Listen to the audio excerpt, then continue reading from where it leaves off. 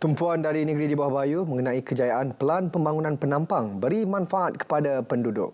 Perinciannya bersama Rita Aloysius Malik. Silakan Rita. Ya, sahih. Pelan pembangunan Penampang yang dilancarkan pada Disember tahun lalu perlu dijayakan bagi menyelesaikan pelbagai isu yang dihadapi daerah itu ketika ini. Ahli Parlimen Penampang, Datuk Iwan Benedict berkata pelan itu membawa manfaat kepada pembangunan Penampang yang telah tertangguh sekian lama seperti isu banjir, pembinaan klinik kesihatan, projek tamu desa dan sebagainya. Datuk Iwan yang juga Menteri Pembangunan Usahawan dan Koperasi menyatakan demikian ketika berucap merasmikan sambutan Pesta Keamatan Peringkat Daerah Penampang. Pelan pembangunan itu juga menjadi rujukan bagi kementeriannya memantapkan industri pelancongan di daerah Penampang.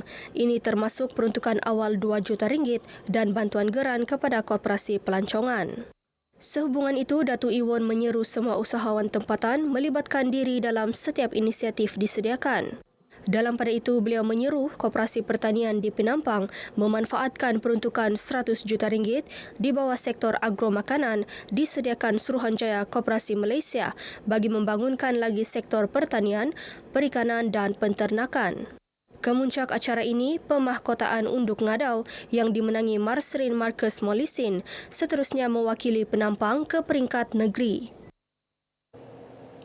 Kadar kehilangan air tidak berhasil NRW di kawasan Universiti Malaysia Sabah UMS dianggarkan mencapai 18 juta liter air sehari berdasarkan kajian yang dijalankan pihak UMS. Naib Chancellor UMS Profesor Datuk Dr. Kasim Mansur berkata NRW itu antara faktor penyaluran bekalan air ke UMS terjejas. Justru, Datuk Dr. Kasim berharap tindakan mengurangkan NRW di kawasan sekitar UMS dapat diminimalkan. NRW ini bukan maknanya dia hilang begitu saja. Digunakan tetapi dengan cara yang tidak betul. Ya, penyambungan air yang tidak betul di kawasan-kawasan setinggan. Jadi itulah harapan kita. Saya kira JANS telah menyalurkan cukup air sebenarnya, tapi disebabkan oleh NRW itu yang menjaskan keperluan air di Universiti Malaysia Sabah. Datuk Dr. Kasim menyatakan demikian ketika mengulas perkembangan isu air di universiti itu selepas melancarkan kem kepimpinan muda prihatin air zon Borneo di UMS. Isu NRW itu telah pun dimaklumkan kepada Jabatan Air Negeri Sabah selain kementerian terlibat supaya tindakan dapat diambil. Dalam perkembangan lain, Datuk Dr. Kasim memberitahu UMS telah mengangkat Sungai Darau dan Sungai Petagas Putatan sebagai makmal hidup dalam usaha memastikan ekosistem di sungai berkenaan terpelihara dan tidak dicemari. Melalui usaha itu, Institut Marin Borneo UMS telah melepaskan jutaan benih anak-anak ikan dan udang ke sungai tersebut.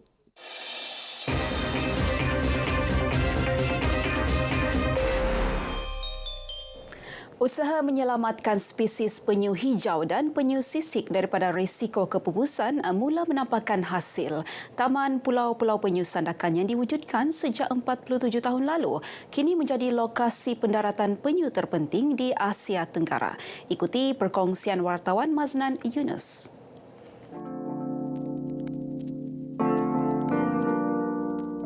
Perjalanan dari jeti Taman-Taman Sabah menggunakan bot ke Taman Pulau-Pulau Penyu mengambil masa kira-kira 50 minit.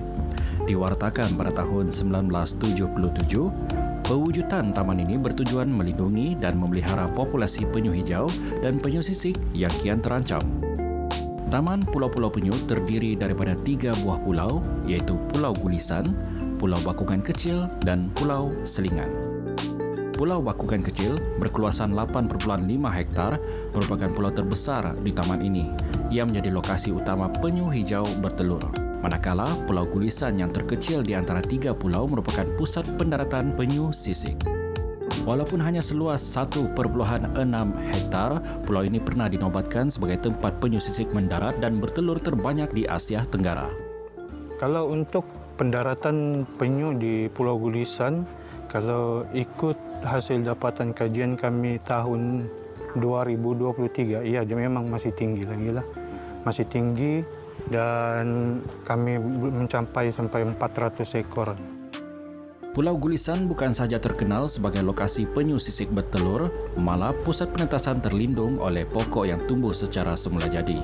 Bagaimanapun, kemarau yang melanda pulau ini sejak pertengahan Januari lalu telah memberi kesan kepada aktiviti pembiakan penyu.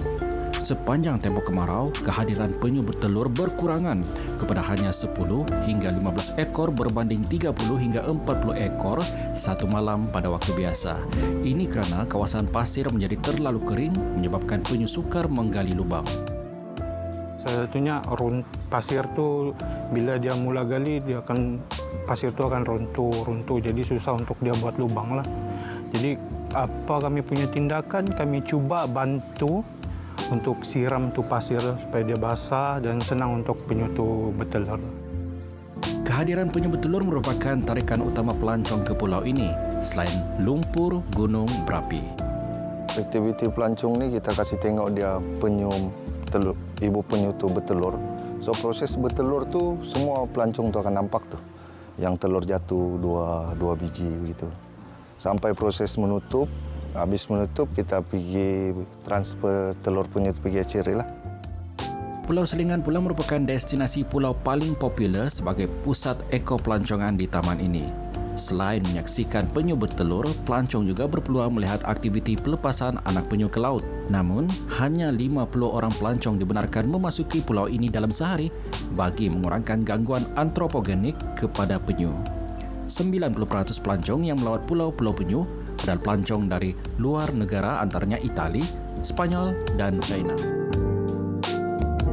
Taman-taman Sabah memainkan peran penting untuk menjaga, memelihara dan memulihara penyu serta mendidik pelancong untuk lebih menghargai khazanah.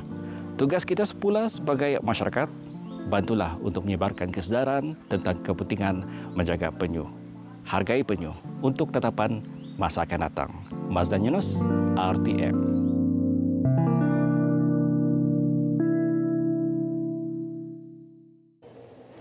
Orang ramai dinasihatkan tidak terlibat atau menghadiri perhimpunan dikenali Op Aman Borneo di Kompleks Mahkamah Kota Kinabalu esok.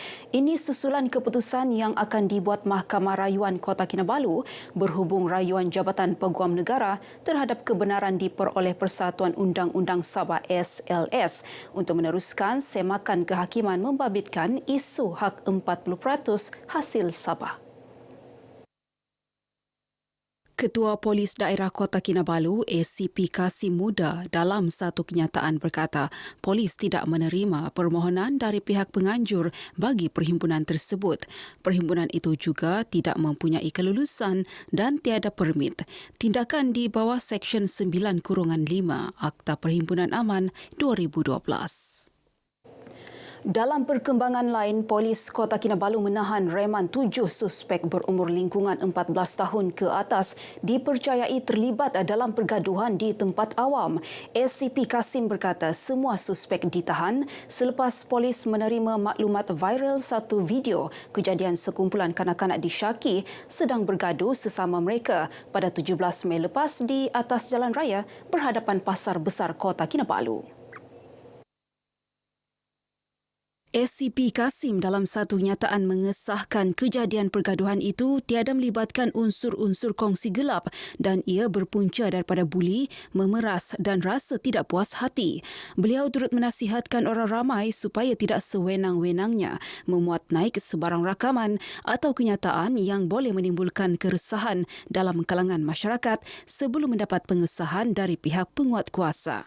Dalam kenyataan sama, ACP Kasim memaklumkan seekor buaya berukuran lebih kurang 12 kaki panjang berjaya ditangkap penduduk di salah sebuah kampung di Pulau Gaya petang semalam. Sebelum itu, penduduk melihat kelibat buaya tersebut di perairan kampung berdekatan sebelum sepakat menangkap buaya tersebut dengan menggunakan tali dan bot. Anggota Balai Polis Pulau Gaya bersama penduduk kampung dibantu anggota Jabatan Pertahanan Awam mengangkat buaya tersebut ke bot untuk tindakan selanjutnya. Sebuah kompleks tahfiz asnaf dan anak yatim akan dibina di Kampung Benoni Papar yang di-Pertua Majlis Ugama Islam Sabah MUIS Datuk Seri Panglima Yahya Husin berkata, kompleks yang dibina di kawasan tanah wakaf MUIS seluas 2.4 hektar itu menelan kos RM2 juta dan dijangka beroperasi pada 2027.